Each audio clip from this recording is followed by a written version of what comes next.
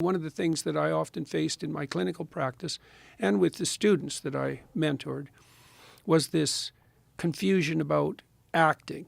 I don't know what to do, so what should I do? Well, nothing. I'll wait around until I figure out what to do. It's like, no, you should put together a bad plan and you should implement it, because even if you fail in the implementation, you'll gather information and then you can rectify the plan. And so staying in that malaise until you know what to do makes you get older and more miserable, and you gather no information along the way. A bad plan is a good idea. Best, any plan is better than none. That's a good rule of thumb. And a bad plan can be incrementally improved, right? With experience. Right. He who hesitates is lost. Yeah. Yeah, that's really difficult for young people. I think more so today than ever at any time in history, because the distractions are so many and they're so engrossing.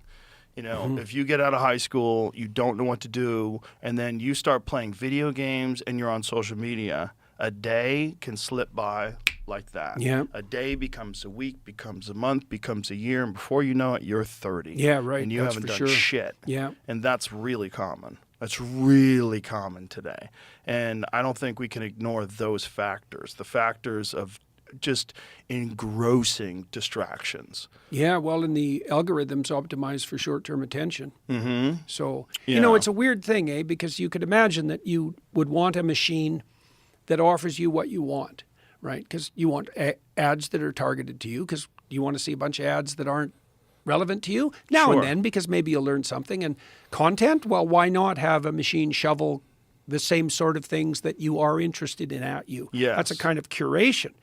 The problem comes, and we haven't figured this out at all technically and probably not psychologically, the problem comes in time frame, right? Because there's a big difference between what you might be interested in if you were diligently striving towards a long-term goal that required conscientiousness, and what's going to attract your attention right now, this moment. Right. And the thing about the algorithms is that they maximize for short-term attention. And so basically they're actually optimizing for hedonism. Yeah. And then you might say, well, so what? Because you're getting what you want. Well, the problem with short-term impulsive hedonism is it doesn't play out well over any reasonable time span.